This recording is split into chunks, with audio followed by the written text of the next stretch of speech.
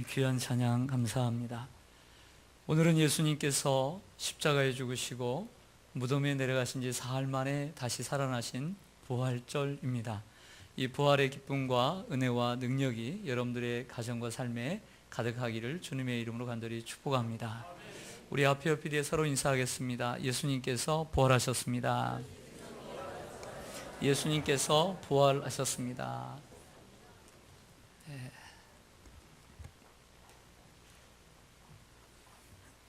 예수님의 부활은 우리 기독교의 진리의 핵심입니다.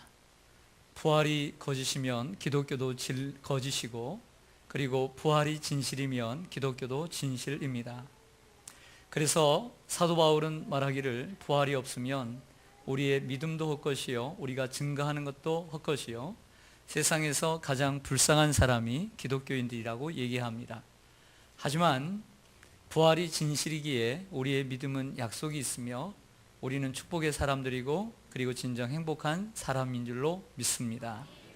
그러므로 우리가 부활을 확신하고 그리고 부활에 대하여 추후에 우리는 불신함이 없이 온전히 주님의 부활을 믿을 때에 우리는 주님의 귀한 축복을 누리게 되는 줄로 믿습니다. 이 부활의 축복을 누리게 되기를 간절히 소망합니다. 하지만 이 사회는 예수님의 육체적인 부활을 믿지 않는 사람들이 생각보다 많이 있음을 알 수 있습니다.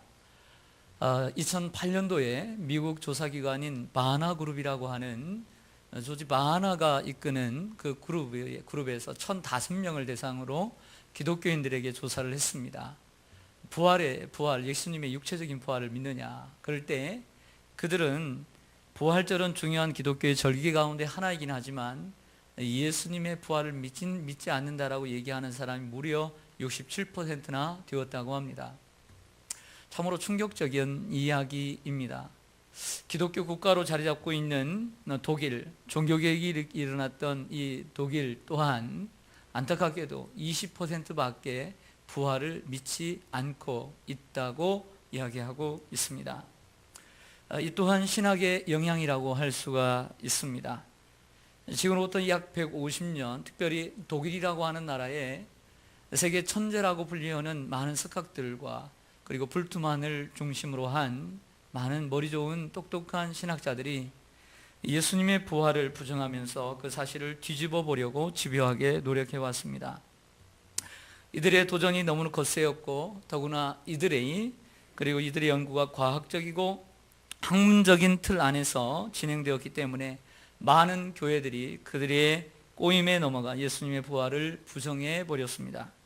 많은 신학교가 그들 때문에 예수님의 부활을 믿지 않고, 즉 육체적인 부활을 믿지 않고 실존적인 부활로만 믿게 되어 자유주의 신학으로 흐르고 말았던 것입니다. 그러나 감사하게도 하나님께서는 다시 한번 하나님의 능력으로 이 사단의 권세를 짓밟으시고 많은 이 땅의 그리스도인들이 예수님의 육체적인 부활을 믿도록 역사해 주셨습니다. 예수님의 부활을 부정하고 조작극이라고 사람들이 만들어낸 것이라고 주장하는 사람들의 이야기를 들으면 답답할 뿐입니다. 세상에 내놓으라고 하는 똑똑한 사람들, 천재라고 생각하는 사람들이, 그렇게 불리는 사람들이 예수님의 부활을 조작극이라고 그 몇몇 여인들이 그리고 예수님의 제자들이 만들어낸 것이라고 이야기하는 것을 보면 참으로 답답한 일이 아닐 수 없습니다. 그런데 예수님의 부활을 별로 달갑게 여기지 않고 있던 유대인 학자 요셉 클라우스너가 양심적인 고백을 합니다. 한번 들어보세요. 이러한 논리로 예수의 부활을 부정하는 것은 불가능하다. 어떻게 미친 여자들이 만들어낸 그 한 말 한마디에 넘어가서, 또한 어떻게 예수님을 그리워하던 12명의 그 제자들의 착각을 통해서 예수님이 살아난 것처럼 조작한 그 이야기 속에서 지난 1900년 동안 수백만 그리고 수천만 수억의 기독교인들이 예수님의 부활을 믿을 수 있었겠는가? 어떻게 정신 나간 사람들, 정신 나간 여인들의 그 말 한마디에 자기의 목숨을 아깝지 않게 예수라고 한 사람에게 바칠 수 있었겠는가? 이렇게 반문을 합니다. 그러므로 예수님의 부활을 부정하면서 만들어내는 이야기는 오히려 예수가 부활했다는 것보다 더 믿을 수 없는 이야기다 라고 얘기했습니다. 얼마나 멋있는 말입니까? 여러분 모두 다 동의하리라고 믿습니다. 그 여자들의 거짓말 몇 마디에 제자들처럼 누가 자신들의 목숨을 걸 수 있겠습니까? 옆에 있는 사람들이 여러분들에게 무슨 거짓말을 하고 고자질을 한다고 해서 그 말을 믿고 여러분들이 어떻게 여러분들의 목숨을 내놓을 수 있겠습니까? 그것도 1900년 동안 변하지 않는 진리로 수백만, 수천만, 수억의 사람들이 그 예수 그리스도를 믿고 따르며 예수님의 부활을 어떻게 믿을 수 있단 말입니까? 그러므로 우리는 예수님의 부활이 육신의 육체의 부활이 없다고 주장하는 사람들의 말을 들을 것이 아니라 성경이 말씀하는 그 부활의 증언들을 우리가 보고 읽고 확증해야 될 줄로 믿습니다. 그럼 오늘 본문 말씀으로 들어가겠습니다. 오늘 1절 보시겠습니다. 1절 보시면 안식일이 지남에 안식 후 첫날에 막달라 마리아와 야고보의 어머니 마리아와 또 살로메가 가서 예수께 바르기 위하여 향품을 사다 두었다가 아멘. 저를 보시죠. 막달라 마리아를 비롯한 3명의 여인이 예수님에게 몸에 향품을 발라드리기 위하여 안식 후 첫날에 갔습니다. 안식일은 금요일날 밤부터 토요일날 밤이기 때문에 아무 물건도 살 수가 없습니다. 그래서 토요일날 밤에 향품을 시장에 가서 사두었다가 그 다음날 새벽인 주일 아침에, 일요일 아침에 나가 예수님의 몸에 발라드리러 갔던 것입니다. 그 새벽에 예수님의 무덤을 찾아갔다가 부활하신 예수님을 만나게 되는 아름답고 감동적인 이야기가 오늘 16장에 기록되어 있습니다. 주위에서 살펴보십시오. 아무리 더워도 부채질하지 마십시오. 그냥 땀을 흘리십시오. 여기엔 다 보입니다. 제가 눈에 좀 시력은 안 좋아도 움직이는 게 다 보이니까 조금만 참으시기 바랍니다. 자, 여러분, 예수님의 부활에 대해서는 마태, 마가, 누가, 요한 4복음서에 4명의 기자가 다 기록해 주고 있습니다. 구체적으로 보면 마태복음은 28장에서, 마가복음은 오늘 본문 16장에서, 그리고 누가복음은 23장에서, 그리고 요한복음은 20장에서 예수님의 부활의 사건을 기록해 주고 있습니다. 그런데 너무나 놀랍게도 그들의 이야기가 일치되는 것이 아니라 모두 다 상이한 점들이 있다는 것입니다. 마치 순진한 아이들이 쓴 것처럼 맞추어지지 않고 조합하지 않고 서로 다른 이야기들이 흘러나오고 있습니다. 그들은 서로 말을 맞춘 것이 아니라 자기들이 본 대로, 들은 대로, 그리고 경험한 대로 그 복음서, 예수님의 부활을 기록해주고 있는 것입니다. 어떤 면에 보면 앞뒤가 맞지 않습니다. 복음서 4개 예수님의 부활장을 갖다가 비교하고 그리고 대조해 보면 동일해야 되는데 틀린 부분들이 여러 나오고 있습니다. 무엇이 맞는지 잘 모르겠습니다. 한번 들어보세요. 먼저 예를 들면 무덤을 찾아간 여인에 대해서 그 숫자를 보면 마태복음은 2명의 여인이 찾아갔다라고 얘기합니다. 오늘 마가복음에서는 3명의 여인이 찾아갔다라고 얘기하죠. 그리고는 그러나 누가는 여러 다수의 여인들, 3명의 여인들 외에 또 다른 여인들 4-5명 이상의 여인들이 찾아갔다고 기록해주고, 요한은 20장에 보면 막달라 마리아 한 여인만 예수님을 찾아갔다라고 기록해주고 있습니다. 무엇이 맞습니까? 무엇이 맞습니까? 무덤을 찾아간 시간도 그렇습니다. 마태와 누가는 새벽에 찾아갔다고 얘기를 합니다. 그리고 요한은 아직 어두울 때 찾아갔다고 얘기합니다. 그럼 마태와 누가와 요한은 그러면 같다고 얘기할 수 있습니다. 어두울 때니까, 아직 어두울 때니까 새벽이라고 가정합시다. 그러나 오늘 본문 마가는 해가 돋을 때에 찾아갔다고 얘기하고 있습니다. 해가 돋을 때에. 해가 돋았는데 그게 어찌 새벽이라고 할 수 있겠습니까? 아침이죠. 왜 이렇게 사람들의 말이 틀립니까? 성경을 어떻게 이해해야 됩니까? 또 하나 예를 든다면 무덤 안에 찾아갔을 때 돌의 입구에 문이 열려져 있었고 그리고 돌이 옮겨져 있었고 들어갔는데 그 안에 천사들의 숫자입니다. 마태, 마가, 누가는 단 1명의 천사만이 나타났다고 얘기하는데 요한은 2명의 천사가 사람의 모양으로 청년의 모습으로 나타났다고 이야기합니다. 뭐가 맞는 것일까요? 왜 이처럼 성경은 다른 이야기를 하고 있는 것일까요? 그래서 불투만이나 그리고 예수님의 부활이 육체적인 부활이 아니고 실존적인 부활이라고 주장하는 사람들은 바로 이러한 사실을 근거로 봐라, 각 증인들의 말이, 기록자들의 말이 다 틀리지 않느냐, 이게 어떻게 진실일 수 있느냐라고 얘기합니다. 그러나 여기서 굉장히 중요한 진리가 있습니다.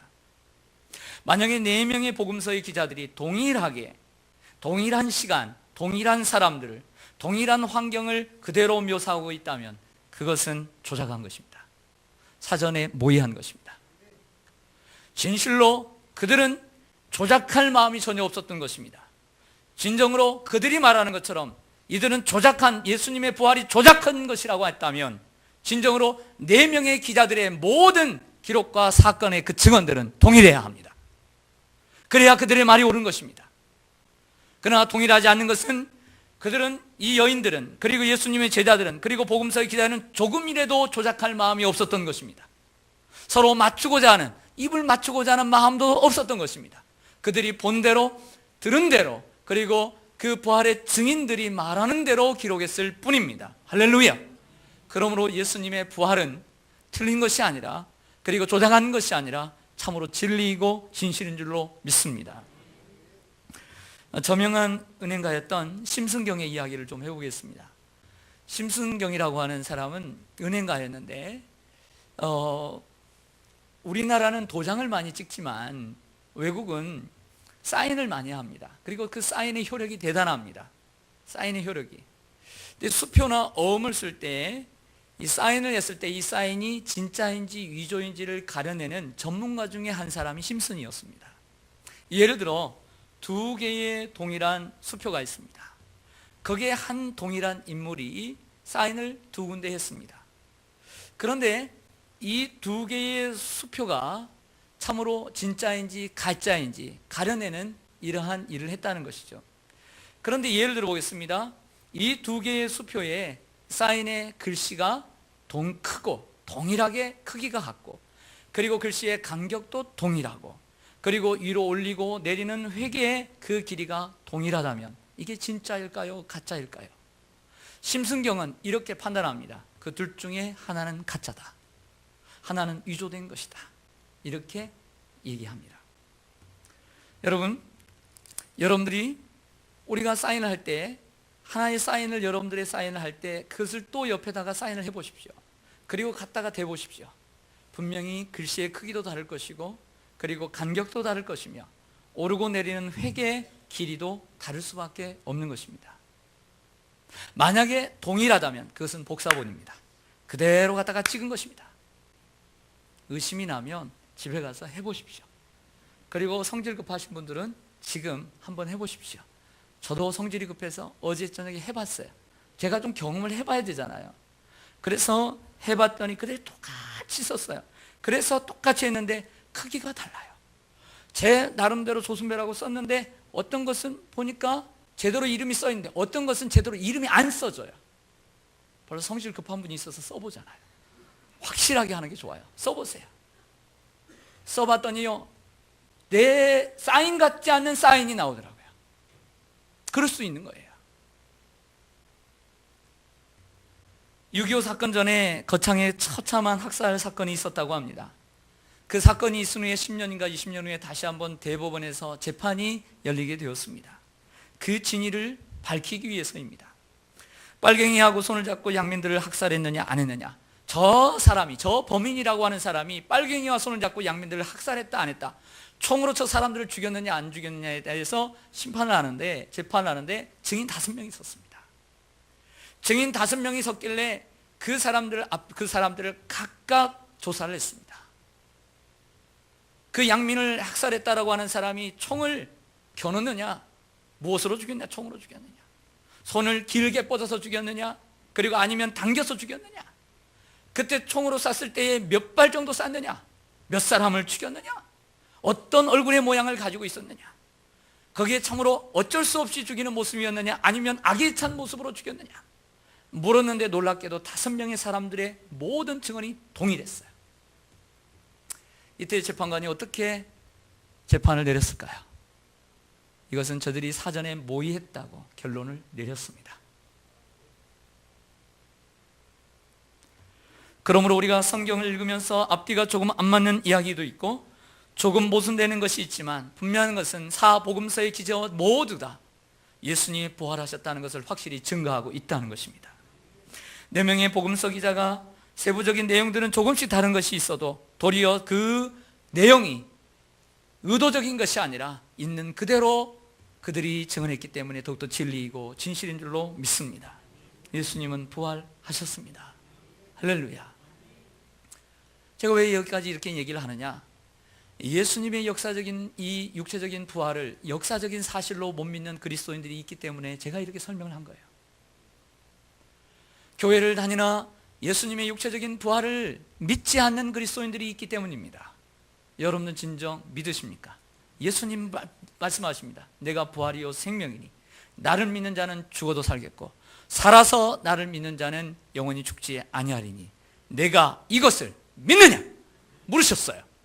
이렇게 끝난 게 아니에요. 내가 믿느냐라고 물었어요.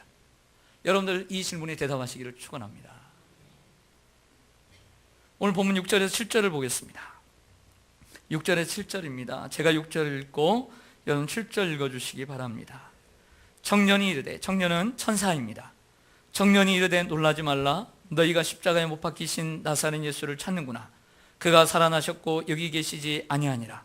보라, 그를 두었던 곳이니라. 가서 그의, 여러분들 읽겠습니다.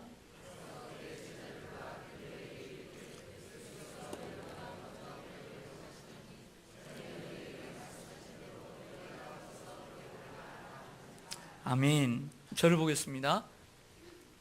자, 이 상황은 예수님께서 십자가에 죽으시고 그리고 부활하신 그 사이에 이제 제자들이 모든 예수님이 죽으셨으니까 삶의 의미와 목적을 잃어버리고 다시 고향 갈릴리로 돌아가게 되었습니다. 그때 그 천사는 이 여인들에게 말하기를 예수님께서 너희들보다 먼저 갈릴리로 가신다 라고 얘기합니다. 생각해 봅니다. 제자들의 마음입니다. 제자들이 예수님을 따르다가 예수님을 부인하고 결국은 도망을 쳐갑니다. 그들의 마음속에 두 가지 마음이 있었다고 생각해요. 하나는 3년 동안이나 정말 죽자 사자, 그리고 예수님, 내가 다른 사람 부인해도 주님 따라가겠다라고 장담했던 제자들이 예수님을 부인하고 도망하는 그 마음 속에 예수님에 대해서 너무나 죄송하고 미안한 마음을 가지고 있었다고 생각해요. 두 번째는 자기들이 따르는 예수님도 즉결 심판으로 그날 죽었는데, 십자가에 죽었는데 혹이라도 그 여죄를 물어 자기들에게까지 혹이라도 로마의 군사들이 쫓아올까 봐 하는 그러한 두려움 속에 도망을 가고 있었다고 생각을 해요.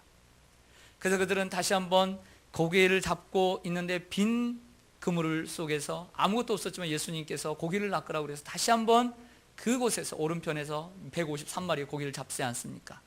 그 고기로 조반을 함께 먹고 난 후에 예수님께서 그들 가운데 자신의 모습을 보여주십니다.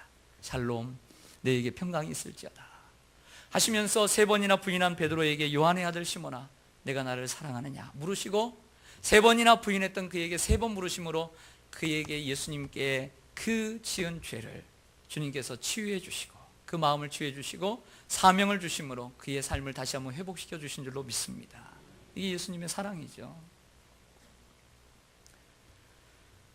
이후에 예수님의 부활, 그리고 부활하신 예수님을 만난 제자들이 어떻게 변했냐면 그들이 자기의 목숨을 아끼지 않고 부활하신 주님을 증거하는 일에 살았습니다. 그리고 그의 마지막 인생들을 한번 추적해 보았습니다. 베드로와 안드레와 빌립과 바돌로메 그리고 다데오와 시몬 6명은 십자가에 못 박혀 죽었습니다. 야고보는 목 베어 죽고 노마와 마태는 창으로 살해당했고 작은 야고보는 돌에 맞아 죽었고 누가와 마띠아는 참수형을 당했고 마가는 몸이 찢기어 죽고 바울은 칼에 목이 베어 죽었습니다. 여러분, 예수님의 제자들이 왜 이렇게 순결했을까요? 자, 여기서 우리는 예수님의 십자가 전에 예수님의 제자들의 모습과 그리고 예수님을 만난 후에 부활하신 예수님을 만난 후에 제자들의 모습을 봐야 합니다. 그들은 3년 동안 주님을 열심히 따라다녔습니다. 배움도 받았고 그리고 예수님의 기적을 체험했습니다. 주님을 위해서 살겠노라고 마음도 있었습니다. 그러나 예수님의 죽음 앞에 도망치는 인생이 되고 말았어요. 하지만 예수님이 다시 살아나시고 부활하시고 다시 예수님은 하늘나라로 가셨지만 그 부활하신 주님을 만났던 제자들은 자기의 생명을 조금 더 아까운 것으로 여기지 아니하고 부활하신 예수님을 증거하다가 모두 다 순교해 죽었어요. 무엇이 이러한 제자들의 모습을 180도 바꾸어 놓았을까요? 교회를 다닌다고 다 성도가 아니에요. 우리가 교회를 나오고 예배를 드리고 주일을 지킨다고 다 성도가 아닙니다. 제자들처럼, 과거의 제자들처럼 부활하신 주님을 만나지 못하고 배움은 있고 기적은 체험하고 방언은 체험하고 능력은 체험했으나 부활하신 예수님을 만나지 못하는 사람은 사도 사복음서 속의 제자들의 모습을 가지고 있어요.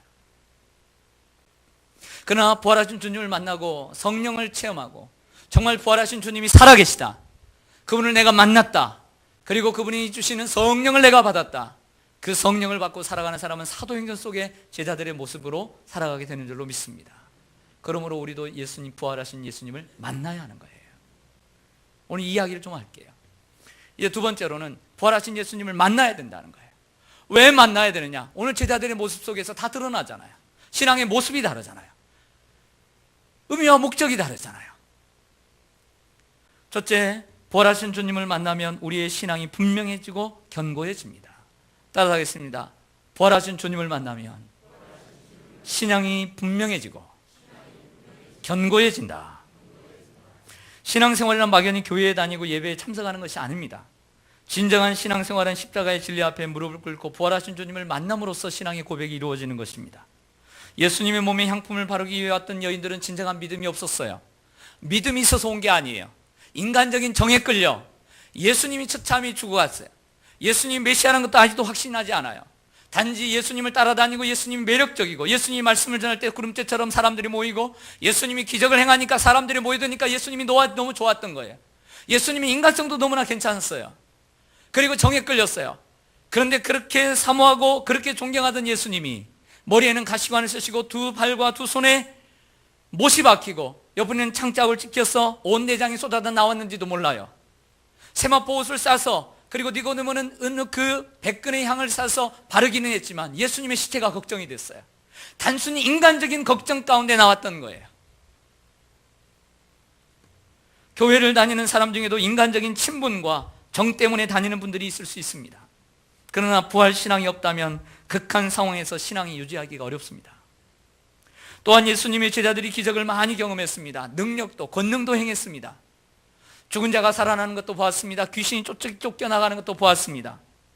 예수님의 말씀을 누구보다 많이 들었습니다. 그러나 그들은 부활 신앙이 없었기에 신앙을 유지할 수 없었고 어려운 극한 상황에는 갈릴리로 도망가 버렸습니다. 예수님을 부인했습니다. 그러나 그들이 예수님이 부활하신 예수님을 만나자 그들은 그 어떤 상황에서도 칼이 목에 들어와도 예수님을 부인하지 않고 끝까지 부활의 주님을 증거했습니다. 우리도 부활하신 주님을 만나야 합니다. 왜 신앙생활하는데, 교회는 다니는데 왜 믿음이 들쭉날쭉합니까? 왜 신앙이 막 흔들립니까? 왜 저 사람의 모습을 보면, 왜 나의 모습을 보면 사람들이 왜 불안해합니까? 부활의 주님을 못 만났기 때문입니다. 부활의 주님을 만나면 믿음이 견고해지고 흔들림이 없습니다. 여러분들에게 자신에게 물으십시오. 부활하신 주님을 나는 만났나? 여러분들의 믿음에게 물으십시오. 여러분들의 믿음은 신실한가? 견고한가? 흔들림이 없는가? 둘째로 부활하신 주님을 만나면 우리의 신앙과 삶에 활기가 넘치게 되어 있습니다. 따라하겠습니다. 신앙과 삶에 활기가 넘친다. 고린도전서 15장 부활장에 보면 바울이 이런 얘기를 합니다. 예수님은 죽음에서 다시 부활해서 부활의 몇째 열매가 되셨다. 첫 열매가 되셨다. 첫 열매가 됐다라고 하는 그 다음에도 또 다른 열매, 둘째, 셋째 열매가 맺힌다는 것입니다. 예수님께서 부활하셨기 때문에 우리도 죽으면 다시 부활할 것을 믿습니다. 즉 우리가 부활의 산 소망을 가지고 살 수 있다는 것입니다. 우리가 이 세상이 끝이 아니고 새로운 세상이 있으며 우리가 죽어도 새로운 세상에서 주님께서 우리를 맞이해 주실 것이다 라고 하는 믿음으로 사는 것이 부활의 신앙입니다. 그 산 소망은 우리의 신앙과 삶의 진정한 기쁨과 생동감을 주는 것입니다. 한두 번쯤 들어본 이야기를 해보겠습니다. 심리학자들이 쥐를 가지고 실험을 했대요. 밀폐된 공간 안에 쥐를 가다 놓고 사면이 막힌 곳에 가다 놓고 아주 깜깜하게 어두운 어둠을 주었다고 합니다. 그런데 3분 안에 죽었다고 그래요. 3분 안에. 그런데 똑같은 쥐를 밀폐된 공간 안에 넣어놓고 사면을 닫았지만 빛을 그곳에 비추었다고 합니다. 그래서 조그마한 빛을 비추었음에도 불구하고 36시간이나 그 쥐가 살았다고 합니다. 왜 그럴까요? 무엇의 차이일까요? 소망이 있고 없고의 차이입니다. 여러분, 우리가 살아가면서 좌절되고 낙심되는 일들이 얼마나 많습니까? 인생이 그렇게 기쁜 일만은 아니잖아요. 인생이 날마다 행복하지만은 않잖아요. 직장 생활에, 가정 생활에, 그리고 내 몸의 건강으로 인해서 좌절되고 허무하고 그리고 실망할 때가 얼마나 많습니까? 우리에게 소망이 있기 때문에 우리가 살아가는 것입니다. 만약 우리에게 소망이 없다면 우리 중에도 벌써 이 세상 사람이 아닐 사람들이 많이 있습니다. 그렇지 않을까요?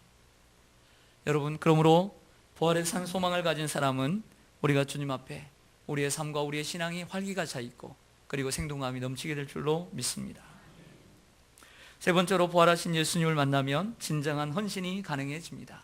따라하겠습니다. 진정한 헌신이 가능해진다.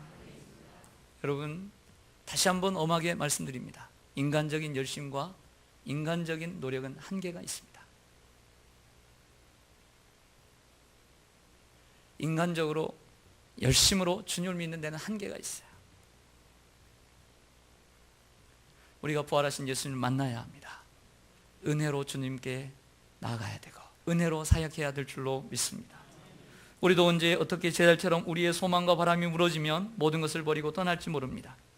하지만 제달처럼 부활하신 예수님을 만나면 진정한 헌신이 가능해지는 것입니다.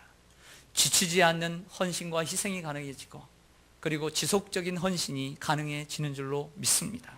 지치지 않는 거예요. 왜 사역을 하다가 왜 지쳐집니까? 왜 예수를 믿다가 지쳐집니까? 부활의 주님을 제대로 만나지 않았기 때문입니다. 그리고 부활의 주님을 과거에 한 번 만났다 할지라도 지금 만나지 못하기 때문입니다. 날마다 만나지 못하기 때문입니다. 말씀을 정리하겠습니다. 오늘은 2014년도 부활절입니다. 부활절은 음력 충분히 지난 후에 지키는 거기 때문에 음력으로 지킵니다. 그래서 부활절 날이 3월에도 있고 4월에도 있습니다. 그래서 올해는 더더욱 늦은 시간에 있게 된 것이죠. 하지만 4월 달을 넘어가지는 않습니다. 3월이나 4월 안에 있습니다. 과거의 구약의 성도들은 안식일을 지켰습니다. 금요일 밤부터 토요일 밤까지 하나님께서 세상을 6일 창조하시고 7일째 안식하셨다는 것을 의미를 가지고 그 의미를 되새기면서 안식일을 지켰습니다. 하지만 예수님께서 부활하신 날은 안식 후 첫날, 토요일 그 다음 날인 일요일 새벽이었습니다. 초대교회 성도들은 그때부터 안식일과 그리고 주일을 함께 지키기 시작하다가 주일로 완전히 고정화되게 됩니다. 그 주일을 지키게 되죠. 신약의 성도들이 주일을 지키는 이유가 무엇인 줄 아십니까? 그것은 바로 예수님께서 이 주일에 부활하셨기 때문입니다. 그러므로 부활절은 1년에 한 번이나 어떤 의미에서 봐서는 정확한 의미에서는 부활주일은 매주일 1년 52주가 매주가 부활주일인 줄로 믿습니다. 그래서 주일, The Lord's Day, 주님이 부활하신 날이 바로 주일이 되는 것입니다. 여러분들에게 권면합니다. 1년에 한 번 부활의 주님을 만나지 마시고 매 주일마다 나오셔서 부활의 주님을 경험하게 되기를 간절히 소망합니다. 우리는 월요일부터 한 주간 토요일까지 살아가면서 세상에서 성공과 실패를 경험합니다. 건강과 약함을 경험합니다. 그 경험 속에서 다시 한번 질그릇같이 깨지기 쉬운 존재이지만 우리 속에 보배이신 예수 그리스도를 두고 있기 때문에 넘어져도 다시 일어나는 부활의 신앙, 그 오뚜기같이 다시 일어나는 부활의 신앙을 가지고 매 주일마다 새 힘을 얻고 우리가 치유받고 회복되어서 한 주간을 또 살아가게 되는 것입니다. 사랑하는 성도 여러분, 그러므로 매 주일 부활주일을 경험하게 되기를 간절히 소망합니다. 부활은 역사적인 사실입니다. 믿으시기를 축원합니다. 또한 부활하신 주님을 만나야만이 사복음서 속의 제자들의 모습이 아닌 사도행전 속의 제자들의 모습처럼 주님 앞에 진정한 헌신을 할 수 있습니다. 흔들림이 없는 견고한 신앙인이 될 수 있습니다. 그리고 그 삶이 긍정적이고 적극적이며 절대 좌절과 절대 절망이 아닌 절대 희망과 절대 소망을 노래하는 사람이 되게 되어 있고 자신뿐만 아니라 주위에 있는 사람들을 희망으로 인도하는 희망의 사람들이 되는 것입니다. 또 한 가지는 우리가 예수님의 부활을 믿을 때 인간의 노력으로가 아닌 주님의 은혜로 주님 앞에 우리가 헌신을 하기 때문에 지치지 않는 헌신이 계속되는 줄로 믿습니다. 이러한 은혜가 있기를 주님의 이름으로 축원합니다. 우리 함께 기도하겠습니다.